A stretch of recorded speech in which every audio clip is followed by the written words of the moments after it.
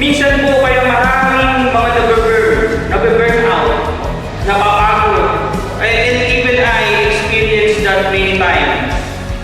Napapagod, gusto mo nang mag-quit, ayaw mo na. Kasi nga mga kapatid, we are relying on ourselves. Umaasa tayo sa sarili natin. Pero mga kapatid, kung tayo po ay patuloy na mga hawakan sa pangako ng Diyos, kung tayo ay maglilingkod dahil sa Kanya tayo nakapokus, at hindi sa maraming mga bagay na gumugulo sa atin, God will supernaturally strengthen us. Amen? Hindi po kailangan minsan ang galing, ang talento.